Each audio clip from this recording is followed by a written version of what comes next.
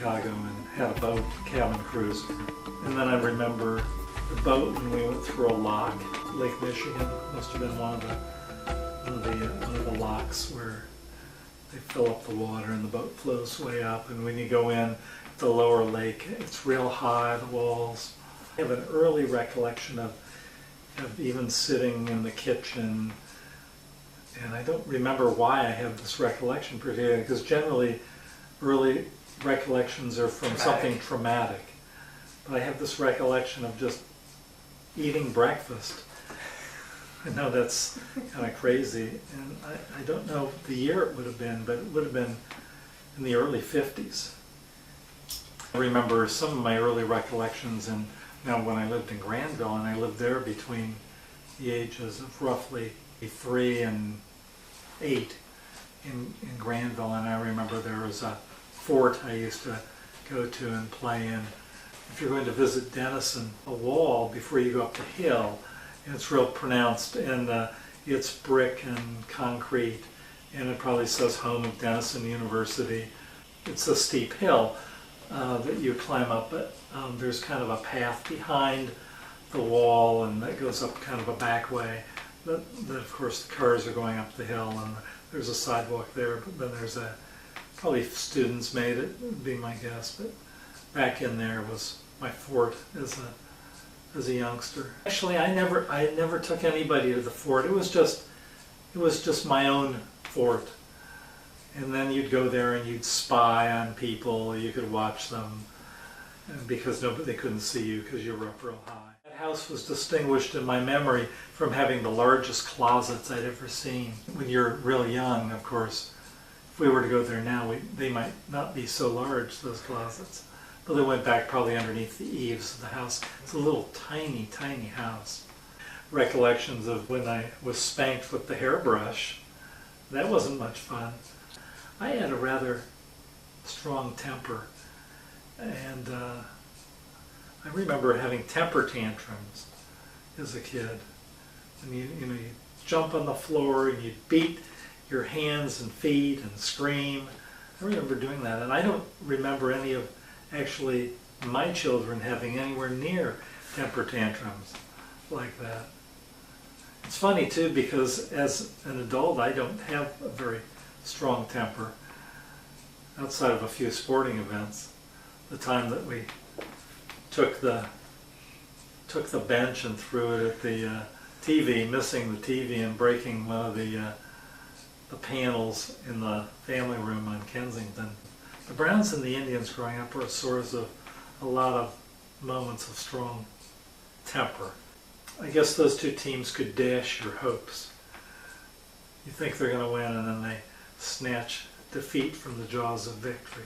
I can remember Bob was generous. Every time I'd see him, he'd have something for me. He was very generous, and really this went on as long as I could. He used to walk to work and walk back in Zanesville.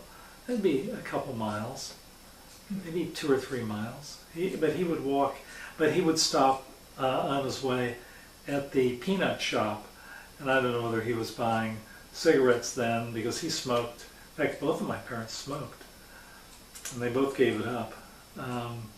But he'd always bring me something. He'd bring me a comic book, or he would bring me peanuts. And I remember for years getting that when he'd come home.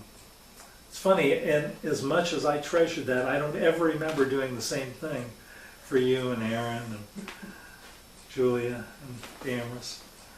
And I think back upon that, that was something I enjoyed growing up. I'd enjoyed him coming home, and he must have bought me 200 comic books.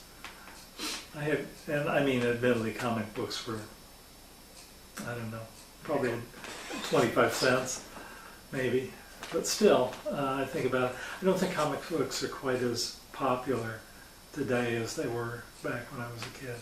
But truly, when I was growing up, your toys were actually things that you got I'd have these little lead soldiers. Not supposed to have anything with lead, because lead it'll leach, and once it goes into our body, we don't expel it. Yeah, expel it. It just stays and it accumulates and does damage to us. but yeah, lead soldiers, and you'd play with things. I remember playing dice baseball with a neighbor in Granville when I'm somewhere between 6 and 8.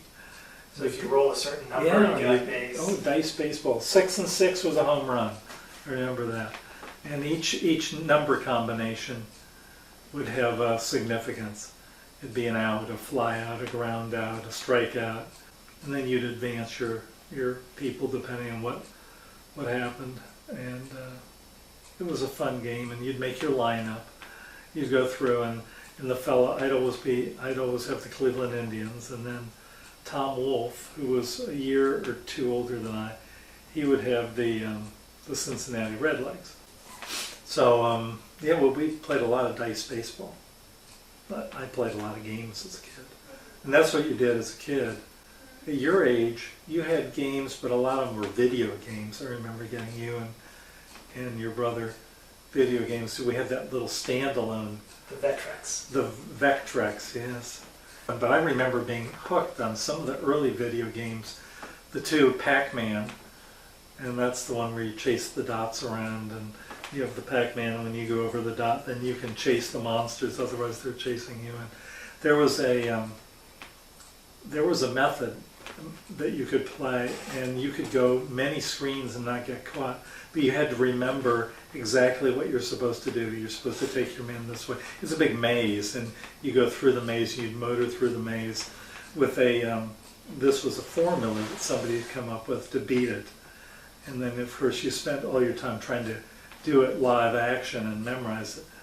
And I did that even when I was a lawyer. I remember going over at noon.